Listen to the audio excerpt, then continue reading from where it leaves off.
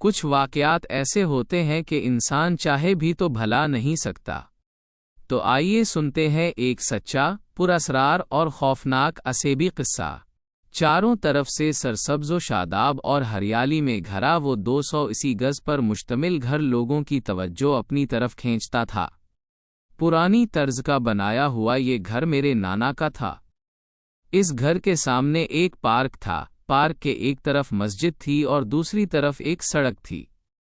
اس park کے کونے میں ایک کچرا کنڈی تھی۔ لوگوں کی نااہلی اور کاہلی کی وجہ سے کچرا وہاں کم اور باہر زیادہ ڈالا جاتا تھا، جس کے سبب کچرے کا ایک بڑا ڈھیر لگ گیا تھا جو دیکھنے میں بہت بدنما لگتا تھا۔ آج ہمارا اس گھر میں پہلا دن تھا۔ قصہ کچھ یوں تھا کہ میرے نانا اس گھر میں اکیلے رہتے تھے۔ ان کے انتقال کے بعد ان کی سابقہ بیوی دعوے دار بن کر آ گئی تھی اور تالا توڑ کر قبضہ جما لیا تھا۔ نانا کا بیٹا نہ تھا، میری امی ان کی اکلوتی بیٹی تھیں۔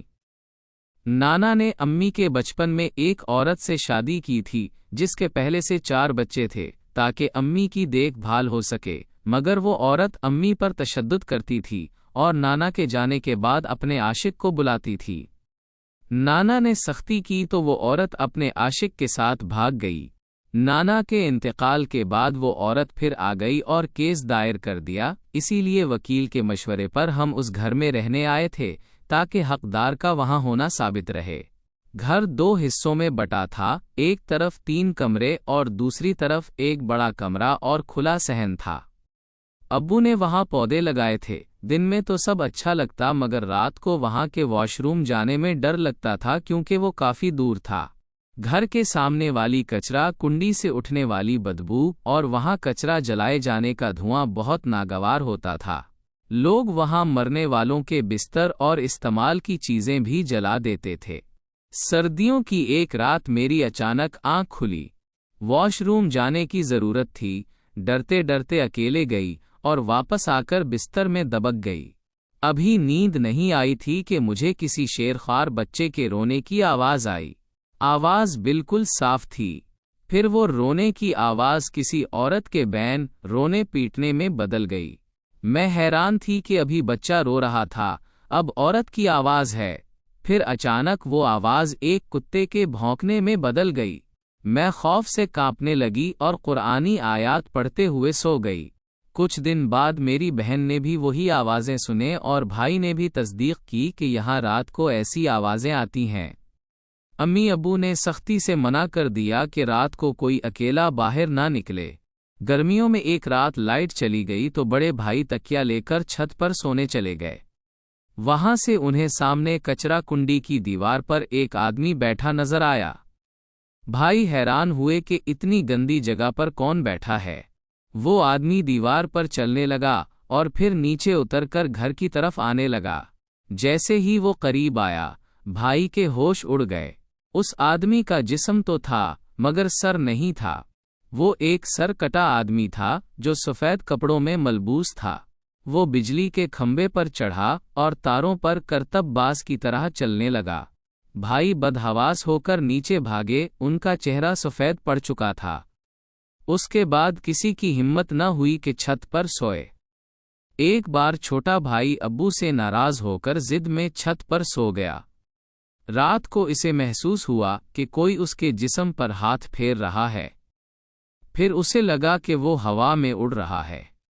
آنکھ کھلی تو دیکھا کہ وہ زمین سے 1.5 گز اوپر معلق ہے۔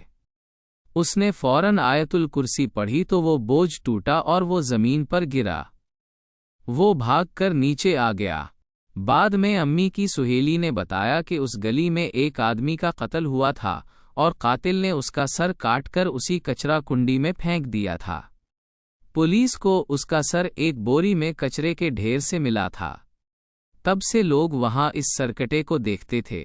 علاقہ مکینوں کی درخواست پر میونسپل اور گھر کے کونوں میں وہ کچرا کنڈی ختم کر دی، لیکن جس رات ہم نے یہ کام مکمل کیا اسی رات مگر ہمارے گھر میں پراسرار سائے اب بھی نظر آتے تھے۔ پورے گھر میں خاموشی کا راج تھا۔ دوست حاجی صاحب نے اچانک صحن میں لگے اس پیپل کے درخت سے کنڈی کی پلید مٹی اور پارک کے مالی سے منگوا کر جلے ہوئے سامان کی جھڑنے کی ایسی آواز آئی جیسے کیاریوں میں ڈال دی ہے، جس کی وجہ سے یہ اثرات ہیں۔ میری آنکھ کھلی تو حاجی صاحب کے کمرے پر وہ تمام مٹی ایک سایہ تیزی سے لہرا رہا ہے۔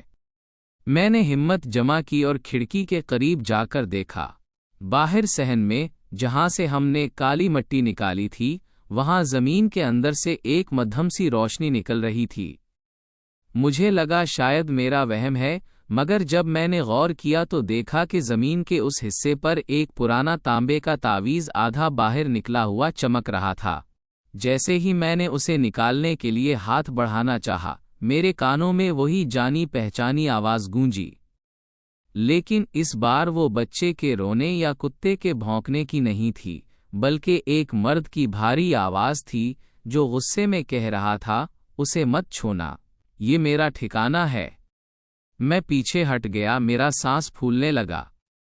اگلے ہی لمحے وہ تعویذ خود بخود زمین کے اندر غائب ہو گیا اور وہاں کی مٹی ایسے برابر ہو گئی جیسے وہاں کبھی کچھ تھا ہی نہیں۔